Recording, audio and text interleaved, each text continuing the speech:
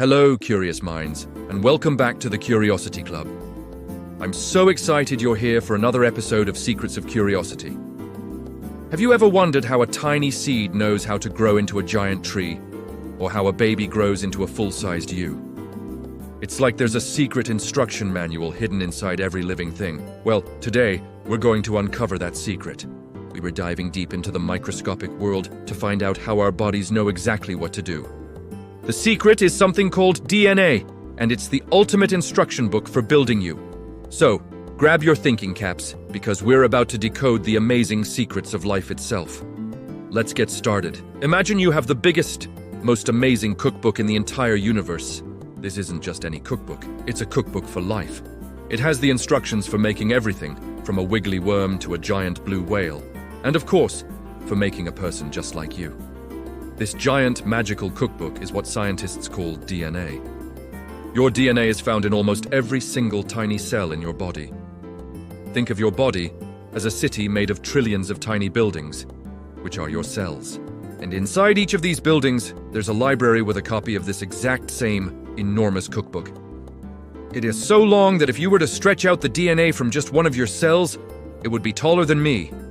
And if you took all the DNA from your whole body and stretched it out, it would reach to the sun and back multiple times. That's how much information is packed inside you. This cookbook contains all the instructions needed to build and run your entire body, from the color of your eyes to how your heart beats. Isn't that incredible? It's the ultimate blueprint for who you are. Now, what good is a giant cookbook if you can't find the recipe you need? Imagine this massive book has billions of pages. You wouldn't want to read the whole thing just to bake a cookie, right? Well, your body's cookbook, the DNA, is organized into chapters and specific recipes. These special recipes are called genes. Each gene is a specific instruction for making one particular thing that your body needs. For example, there's a gene that acts as the recipe for the color of your hair. Another gene is the recipe for how tall you might grow. And there is another one that helps your body know how to heal a cut when you scrape your knee. You have about 20,000 of these gene recipes in your DNA cookbook. Some are for big things like building your brain, and others are for tiny things you can't even see, like fighting off germs. All these recipes work together to make you uniquely you. That's why we all look different.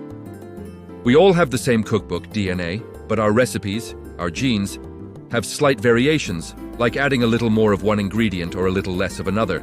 So we have our DNA cookbook and our gene recipes. But what are we actually cooking? What are these recipes for? Well, in the world of our bodies, the dishes we're making are called proteins. Proteins are the real workers, the doers and the builders of your body. Everything you are is made of or made by proteins. Think about it. The muscles that let you run and jump, they're made of proteins. The hair on your head, that's protein. Even the parts of your eyes that let you see the world are made of proteins. Proteins also do important jobs. Some proteins, called enzymes, help you digest your food, turning your lunch into energy. Other proteins, called antibodies, are like tiny bodyguards that fight off germs and keep you healthy. So, when your body reads a gene recipe, it's getting the instructions to build a specific protein. It's like a recipe for a chocolate cake tells the baker how to make a cake. A gene for brown hair tells your cells how to make the brown-colored protein that goes into your hair. Proteins are the final dishes that build, repair, and run everything in your body. Okay, so how does the body actually get from the recipe in the cookbook to the final dish? This is where it gets really clever. The DNA cookbook is super precious and is kept safe inside the center of the cell, a place called the nucleus. It's like a very special library where the master cookbook is never allowed to leave. So, when the body needs to make a protein, say the protein for healing a cut, it can't just take the whole book to the kitchen. Instead, a special helper comes along and carefully copies the specific gene recipe it needs onto a small, handy note card. This note card is called RNA.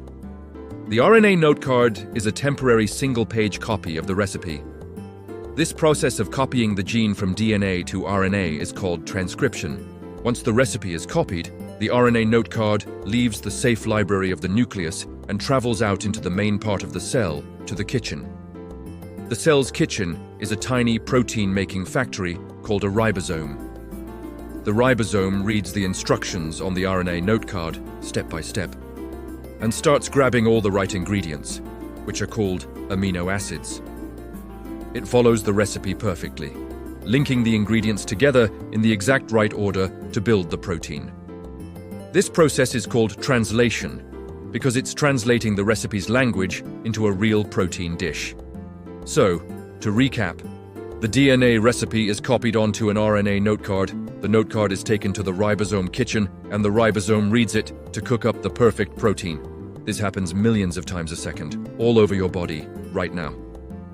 So there you have it, the incredible secret of how your body is built. It all starts with the giant cookbook of life, your DNA. That book is filled with thousands of recipes called genes. And when your body needs to do something, like grow taller or digest your food, it follows a gene recipe to cook up a protein dish. And these proteins are the amazing little machines that build and operate everything that makes you, you. From your toes to your nose, it's all thanks to this amazing process. It's like a perfectly organized microscopic city humming with activity inside every single one of us. Life is so complex and so wonderfully clever. The more we learn, the more we realize how much there is to be curious about. What other secrets are waiting to be discovered? Thanks for joining me today at the Curiosity Club. Keep asking questions, stay curious, and don't forget to like and subscribe for more amazing adventures into the secrets of science. See you next time.